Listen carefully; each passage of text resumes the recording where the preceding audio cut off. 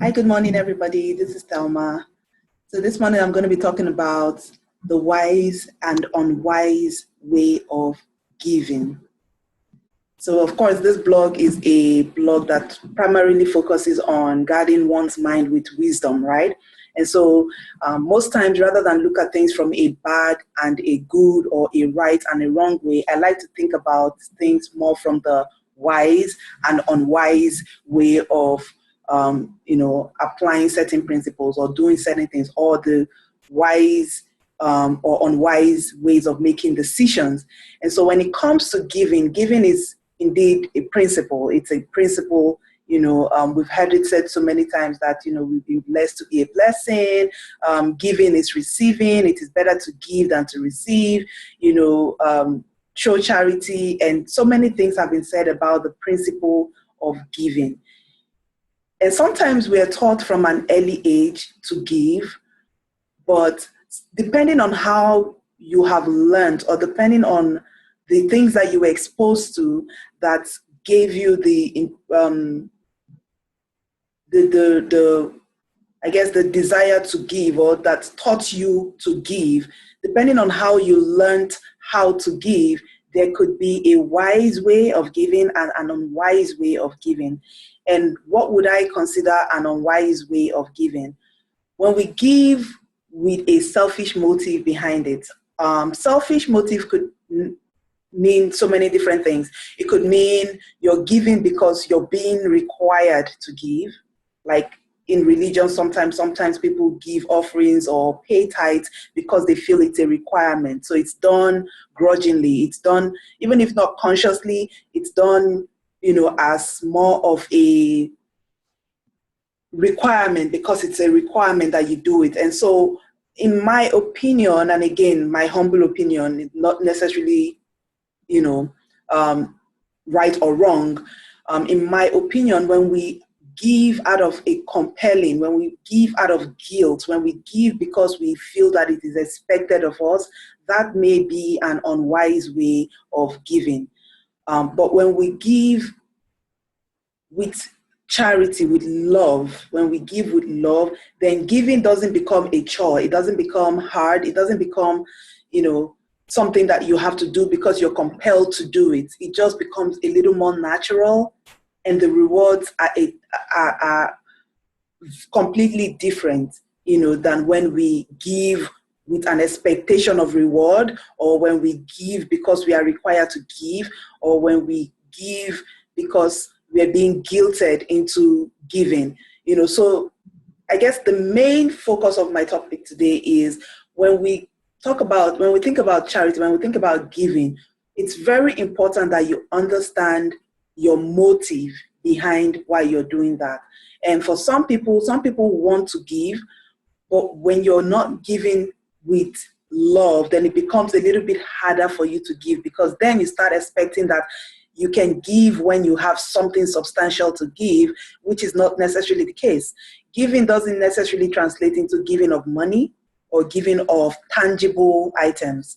So sometimes people will say, I will give when I have something to give, or I will give when I have money to give, or I will give when I have excess to give out. But the reality is every individual has something to give. Every individual has something to give. The most basic thing that we have to give is love.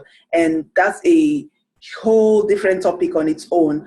But every individual has something on the inside that they can give. And when you're able to give from within, it becomes easier to give from without. It becomes easier to give the tangible when you can give the intangible. For example, sharing the things that is a form of giving. It's a form of generosity. Think about it for a second. Sometimes you have, a new employee that comes into the office, and everybody knows this is a trainee. Everybody knows that this person is learning. But how many people actually want to take the time to train that person willingly from a willing place without being compelled to train that person? Without being required to train that person, without that person being required to shadow you. How many times do we look at people who are coming into a new situation, or people who need advice? There was a teaching I heard once where, the teacher was talking about was encouraging the older women in the gathering, in the church, to teach the younger women, the things that they need to know, the younger women that the things that they need to know to be great mothers and great wives and things like that. You know, that is a form of giving without being asked to, without being compelled to. If you position yourself in such a way that you realize that you have something to give, you become even richer, because again, you can only give what you have. So if you do not take account of what you do have to give, and you're waiting for the tangible things that you can give, then you're withholding a lot from yourself, and then your giving becomes done. You begin to do, you give, you know, in an unwise way. In other words, you're only waiting until you give, and then sometimes you may never really have enough to give, because you're always waiting till you have enough to give, and you don't need to have enough, neither do you need to have the tangible in order to begin giving.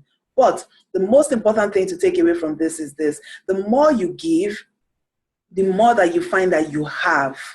You know, a person with a lack mentality is a person who won't give anything is a person with a lack mentality, because in reality, you don't think that you have enough to give.